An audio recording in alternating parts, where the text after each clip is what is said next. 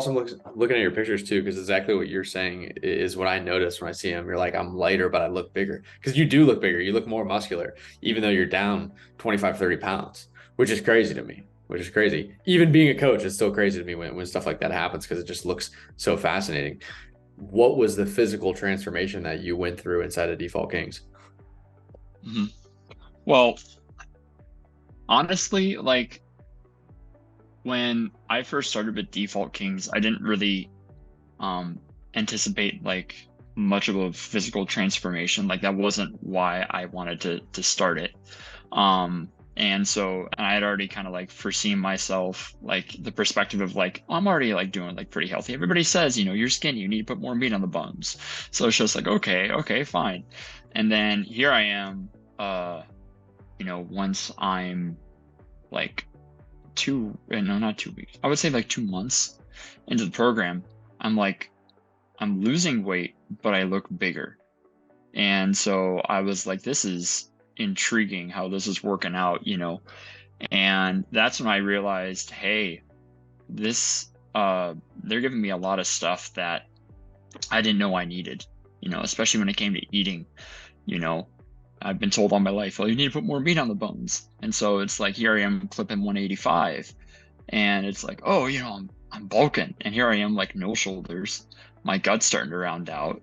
But then I get down to in February like 155, 153, and I'm toned. I have bigger shoulders. And it's like this is the most interesting transformation that I could have never predicted for myself. And so physically, that's what I saw was like this unexpected sort of transformation that I was never even anticipating. And like, I've always wanted to get into the weeds with you on, what specifically were the struggles before joining? Oh my gosh. Um, I'm gonna go ahead and start a little bit with, the Jack Bly automated reply that I got, the automated DM. And I'm like, bro, this is totally like a robot message. But at the same time, when I responded, I was like, this is a human responding to me. I'm like, this is interesting. And I looked into you guys and I was like, okay, they seem to be legit. I think they all have the same background, so I'm a little worried, but um All the American flag uh is in your face. yeah, at the same time I liked it. I'm like, oh, that's cool. That's really rad. And so eventually I kind of ghosted Jack and then he ended up reaching out to me or I got back to him. I'm not sure what it was. And then we got a call down and I'm like, I can't believe this is happening. And then I talked to Gabe this was back in September, of course, 2022 for 2.5 hours. And at the end of that call, I was like, this is a guy that really cares. This guy really cares about me and just what I've been struggling with. He listened. And not only that, he said that he felt strongly that he'd be able to help me out. When I was talking to Gabe, that precise moment, and that's why I provide all the context, I was, I don't want to say lost because that's cliche, but that's also like accurate. I was lost. I didn't have a path. Um, I thought, I just needed to try and will myself into doing music and will myself to showing up to the gym like 2 or 3 times a week. And, I was so, I'm telling you, man, like the precise moment that Gabe got me was like one of my lowest of lows. I was just inundated with pornography. I was helping out this whole video game project thing. And, it was all this symptomatic stuff of a deeper issue of like where I just did not feel any sort of worth, like I could have done anything worthwhile with my life, and I was just going to follow this sort of like matrix, sort of like cliche, stereotypical hold of life, and like here's my allotted money and boom, and that's all I got. And I was just, I was just really, needing a lot of help. And we're talking about physical transformation, for me at the beginning, and that's all well and good for me, but it was the mental transformation that really helped me out big time. There was, I remember craziest thing, it was like when I first started in the program, I got to module 1, it's like, oh, this isn't about fitness at all. this first module here. This is all like getting into deep rooted weeds. And I just remember it was like 9:30 at night. I was just like so confronted, you know, with how y'all had went about that. And then I realized, this is the point. We got to empty out all this trash. We got to take it out, put it into the dumpster so that we can put in the new, so that we can put in the good. I had no belief in myself, but I began to accrue that, as I went along in the course. So I don't know if I answered your question, but that's what was going on with me, and yeah. Yeah, man, I appreciate you sharing that. And I remember Gabe telling me about that conversation. Sometimes you have like the bigger, longer conversations that are like a distinct memory when a guy joins, especially a guy like you that's been here for a while. It's like, yeah, I remember like when he joined. Like I remember Drew. I know you know Drew. I remember Drew's kickoff call specifically. So it's always interesting to look back on those first conversations because it's like, man, those are landmark members joining. Like those were big days. So I remember having that conversation about your call. I literally remember being in my apartment when he told me about that call. So that was awesome, man. And the thing that you mentioned in there as well that we seem to help you with most specifically was the mental side of things. Can you talk a little bit about how we did help you on the mental side of the equation? So when it came to the mental side of things, again, I just felt like I was never going to be able to get over porn. I thought I was just going to fake my Christian walk for the rest of my life, and that I was going to, just maybe find a way to make a little bit of extra cash on the side so I could get out of debt, and that was just my headspace, and I just didn't feel like I was going to do anything worthwhile at that point. And I didn't have any confidence in myself at all. And I just remember, dude, all the calls that I had with you, week in and week out, we got into some crap, some Oh yeah. weeds. Oh my gosh. I wore you out, man. I wore you out. And I was just flapping my gob, with everything that I was thinking and feeling. But like I needed that.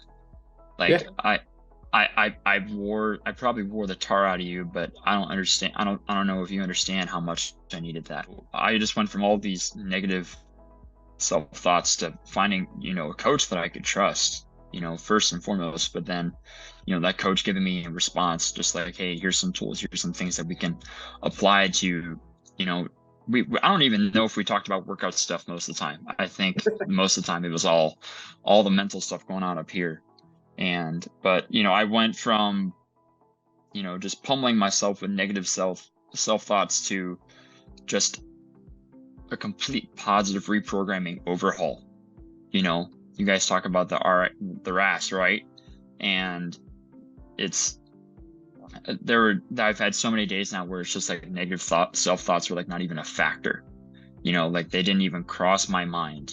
When I applied the power list, when I applied the journaling, when I went to the gym, it's just like, and the funny thing is that life would throw a whole ton of crap at me, when that happens, on your best days. That's when life really, really wants to get you down. But even then, it was just like, you know what? I'm on a path here, and I actually feel like I'm doing something worthwhile now. I went from drowning in materialistic pleasures, thinking that all fulfilled me. I was really just kind of like obsessed with buying a whole ton of like jerseys and doing a lot of gaming and stuff like that. And, there used to be a dresser right here next to me that's gone. I've emptied out like half of my wardrobe, and so I went from all of that to attaining clarity, some really God-given clarity on my calling, and just optimizing my focus on that calling. That's been a long, hard battle that is still, like, I would say to this point, there's still a lot of fights that need to be fought, but I've come so far. I was thinking about this before the call. I'm like, I don't really want to like glorify any of my problems, but bro, I am like the pinnacle of just not doing anything out of fear. Like I just want to do the safest thing possible that doesn't involve any risk and hopefully provides like a super high outcome of things, but after like I'm so deeply rooted in that. But now, like having been in this for so long, it's like this was never a physical challenge. This was all a mental growing experience from the get-go. You know, I went from believing I couldn't escape porn to like going 120 days straight, you know, without even relapsing. And, you know, I haven't done that since before COVID. And that was a big deal for me. And, you know, I'm not stuck as like one person. I'm not like I can change. I'm able to change and I'm able to hold that self-confidence. And you guys gave me all that. And so I really appreciate that. Man, I'm so proud of you, man. I'm so proud of you. And it's always good to see that once a guy conceptualizes that it's not necessarily a physical challenge, it's a mental challenge that's going on. That's how you were able to go from, 185 to 155, to have this confidence, to clear out the baggage, to have the clarity, to no longer have fear. But it took you first realizing like, hey, this is a mental thing first. Right. So Hmm. when I see that switch flip for guys, that's usually when the sky is the limit, when they realize they're like, hey, this is between the ears. So I appreciate you sharing that and being open about it. And like if you had to pinpoint like one big overall impact that we had on you, what do you think it would be? That Nashville retreat, right? And but that led to one of the most iconic moments of my life. You know, it was just this moment where I'm hauling up, you know, all y'all on my back. And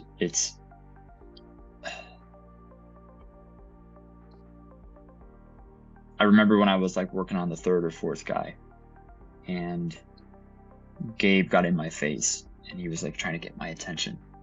And he goes, Daniel, I'm going to say it again, you know, this was never a physical challenge. And he asked me, like, are you going to pick up your cross? You're going to pick up your cross. And, you know, the biggest impact that you guys have had on me was, you know, to remind me that this wasn't ever about getting benefit for me. Because I think back to that and it's like I can be forever haunted with the fact that I didn't finish that. I didn't finish that challenge. Or I can look back at that and I can go, I'm going to carry 3 additional guys up next time because I'm not going to leave anyone else behind. Because that's what it ultimately boiled down to was I left people behind. Not that I was selfish, not that I didn't feel that I could do it, but that I left guys behind. You know, and what I'm able to do, what I'm capable of doing, what I believe in myself to do, that's what really helps people. You know, so do I believe in myself now? Like, yeah, I can say I finally do. I'm getting out of my ego. I'm getting into this thought process of how can I help Joey? How can I help Gabe? How can I help, you know, everybody here? You know, and now there's a lot more demons associated with that too. You know, there's a lot more battles to always be fought, but the biggest impact you guys have had on me is just like be your best for others. Man, that's powerful. Be your best for others. And I think the thing that's going to ring true for a lot of guys is obviously like we highly target, family minded guys with family minded values, guys that are either, married or in a relationship or have kids. And even if you're not one of those, if you're a brother or a son, right, like there's people that are counting on you, right? And it's about more than you.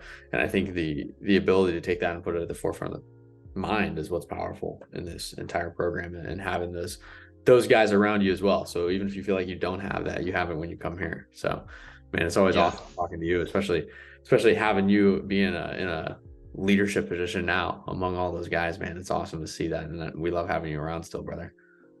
Well, I'm really just super thankful for that opportunity, you know. And I just want to say too, like, um, you know, I know that you guys revamped your course. You know, I'm talking about some older videos in this interview, but Yeah, you guys revamped it, and yeah, I know one thing you guys said is that you wanted to involve a little bit more of a spirituality aspect. You know, Christ, like really like putting Christ in the center of of that. And one thing I found for me is that I was super inundated, and even until like recently, you know, I felt guilty saying no, you know, to being able to like for like volunteering things at church. And it's like, you should serve. Like, that's a great thing, you know? And, but, you know, it's, you you need to say no sometimes. Like you need that time. Don't feel guilty when you say no for the sake of like growing you. It's so important, and uh that was one of my biggest struggles is just like, well, it just feels like a guilt trip if I say no to this or no to that, or if I just stop doing this or stop doing that.